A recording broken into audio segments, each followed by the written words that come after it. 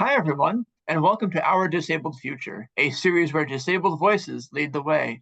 I'm your host, Nico, and it is a good day for disability inclusion. Each day, during Disability Pride Month and beyond, I'm amplifying real disabled stories, where we are, where we want to go, and how the heck we're going to get there. Together, I hope. Today, I'm thrilled to be joined by Michelle. Let's dive in. Hi, Michelle. Thank you for joining me. Hi, Nico. Thank you for having me. It's a pleasure. Of course. Michelle, tell us about yourself and about your disabled life. Sure. So I'm Michelle Watkinson. I live in New Jersey. I am married, and I have two beautiful four-legged kids, Sir William Wiggles and Lady Luna Ray of Sunshine. So they are both Shih Tzu mixes, and I'm very happy that I have a different kind of, family. And so aside from that, I work in research compliance at a university in New Jersey.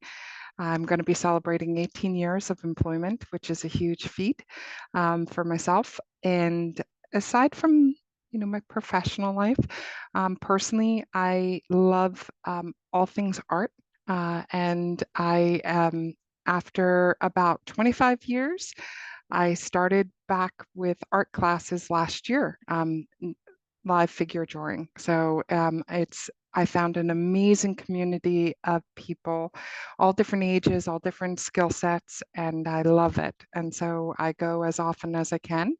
I'm very passionate about photography and nature, so I enjoy, time with friends and family. For the most part, where I can, I love to also travel and immerse myself, meeting new people and having different experiences. I love this zest for life you bring. I really appreciate you talking about your family, about your likes. It really helps us paint a picture of you as a full person. Thank you. So, what does a disability friendly future look like for you specifically? A disability-friendly future would be one where we have allyship, and it is vital. It is awareness to others that being part of the disability community is a vibrant community of different wonderful individuals who have different kinds of health conditions or diseases, and we are an amazing group that have so much to give and so much to share with others. But we definitely need the allyship of folks that are non-disabled and others that are and that are welcoming and understanding that we're not a monolith. And I would love to see more advocacy to understanding that, disability has all different kinds of faces, all different kinds of bodies, all different kinds of devices and apparatus that make us who we are and that we are passionate. And I would love to see a future where people who have different kinds of disabilities or health conditions are better employed, because the statistics show that we're underemployed, but we want to work and we want the accommodations where it helps us bridge our needs at the time, but not necessarily making us less than. So I'd love to see a disability future where there's allyship, employment opportunities to meet where a lot of us need different kinds of employment opportunities to not only offer our skills, but to better our futures. And I'd love to be able to see also the world where we can bridge connections, not only throughout our country, but also internationally, because there's vibrant communities. And the more that you begin to know people, the more that you realize how much commonality. So I'd love to see travel and international awareness and collaborations. I hear you talk about more allyship and wider access in the worlds of employment and in travel. And that's a really wonderful and full view picture. So, how specifically do we get there? What strategies do we use? What do you think? So I think we need a strategy would be partnership with any kind of um, politician and folks that represent us. I think that we need better allyship in the political world. I think, like, for example, the National Organization on Disability, that's just one. There's so many. We need partnerships so that way when there's different bills or different kinds of laws being considered, that it looks at the needs and the awareness of folks like us who have different kinds of disabilities. I don't look and function the same as you, and we don't function the same as another person who has different kinds of health needs. So I'd love to see the partnership and the strategies of different kinds of political awareness and advocacy and the open work, and not so much the stigmatized, like, I don't want folks to think, I don't want the pity. I want the future to be one where we bring our voices and our thoughts to the table, and those things are truly entertained. So I'd love to see the strategic partnership with our politicians. And in the medical field, I'd also like to see a lot more being done, because I don't think that there are many medical schools that are teaching the next generations of clinicians about disabled bodies and disabled uh, treatments, and whether it's preventative or whether it's just chronic management. So things that we need, and even just the facilities. So I'd love to see the physical world change. Why you know, I walk unassisted. There are times that I have needed a walker, and it's bad enough sometimes having certain kinds of health conditions, like for me, bathroom needs, not having the accessibility of bathroom, but then adding complex component of needing a walker or using a wheelchair and not having curb cutters, not having doors that have the automatic. So like, the space for literally physical space being reconsidered and not looking at it as just a cost, but really a welcoming of our community, and of, people can join our community at any age and any stage of life. So I'd love to see that partnership too. And then also education. The key for many of us to become gainfully employed means that we have to be able to have access to education to develop our skills, and to cultivate our passions. A lot of us have different kinds of passions, and so with education comes opportunities, and the education field needs to be more aware of, we might not be able to go to a classroom, but the classroom can come to us. If COVID taught us anything, it's, how connected we can be in the virtual space, and the virtual space is not something temporary. And I think the more that that space is entertained for people with different kinds of disabilities, then the opportunities may grow for us to further our skills and our passions to become better employable. I love this action plan. When can we enact it?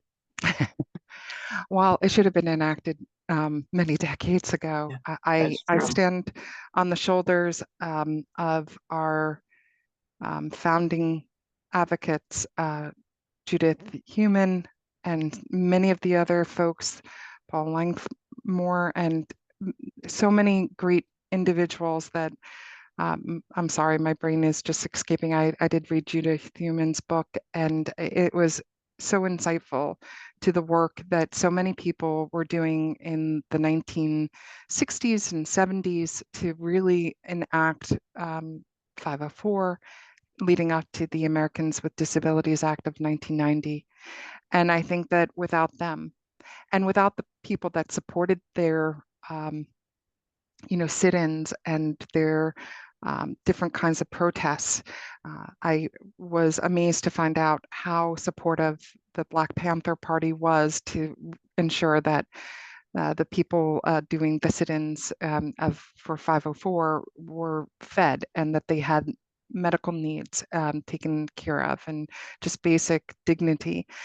So I really want to commend all of the folks that have fought for us, and the fight still continues. And I think that that's something that we really need to be doing now.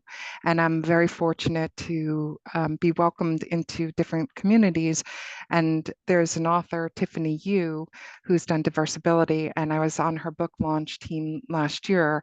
And a lot of the work that she's doing to bring awareness to the needs, and Emily Landau, who wrote another great book on demystifying disability, and just the work that folks like those two very powerful women are doing, and so many others. So I think that it can be done now. It doesn't have to wait. Obviously, certain partnerships take time. And I am not going to say that I am the expert in the field, because a lot of those folks have been already working to bring everyone together. So I think it's something that has been done over decades before us, Nico, and that will continue long after us. But I'd love to see that there's more strategic alignment and things that are being done, that it's not an afterthought, that that's always a consideration. I love the fact that you mentioned our disabled ancestors, I guess, and then a lot of our current champions as well. I'll also toss out Alice Wong, and then uh, Ron Mace, who is the father of universal design and a wheelchair user himself. Big kudos for shouting out Tiffany. She and I worked together on Awesome Disability, that giving circle. All right, Michelle, go ahead. No, I was going to just say that, yeah, Alice Wong. I've been reading her book as well, and I've read so many other books throughout my life. But they are amazing in what they're doing and what they've been bringing to the forefront. And Alice's book was a nice book on different authors and different individuals who have had different kinds of experiences on their disabilities. And that's where I learned about the vibrancy of the community and how important it is for us to work together. Um, and I think that in the very beginning, as you and I were initially talking about, I was not born with the disability that I was aware of. And I acquired it in my late teens and was diagnosed at 20 with Crohn's disease. And it was hugely impactful to go through that journey as a very young person, to realize that, how I would have to advocate in the world, in my world, and just in for others as well. And I will say that, folks like Alice, like Tiffany, like Emily, like Judy, like Ron, and Paul, and so many other folks that have talked about disability and the vibrancy of our communities. Um, I think that is just amazing. Absolutely. Thank you. I don't often get a chance to deviate from my planned questions, and I've really enjoyed getting to know more about your journey.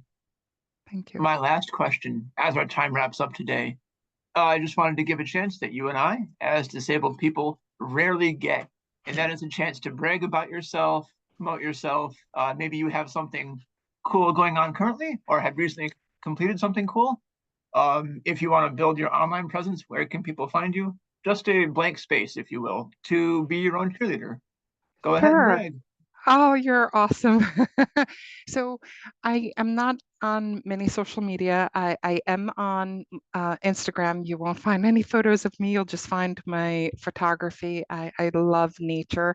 I'm big into flowers, and Georgia O'Keeffe was my icon and muse for when I was learning more about art. So if you go on to Instagram, Hylia, or Mimi's World of Flowers, that's essentially where you can find me in that area and see more of my work. Aside from Instagram, I am on LinkedIn, Michelle Watkinson, and I'm huge into the advocacy of research, oversight, and compliance for the ethical conduct of human subject research. It is a passion of my life, because where there's ethical research, we can develop awareness, we can develop treatments, we can develop connections, we can find out more information that can really be vital for key stakeholders like our politicians to develop policies or laws based upon needs. So that is something that I'm very passionate about. As I mentioned, art, I've taken art classes. So you can find me in Asbury on Monday nights doing live figure drawing. And I really have to say I am who I am today because I am supported and loved by such amazing people. I want to give a shout out to my friends Vandana and Satig who have cared for me, held my head when I've cried, and my hands when I've needed support. And so I'm very honored by having such close friends. My sister Jennifer, who has helped me and definitely seen me at my worst in the hospitals as my friends, and my husband.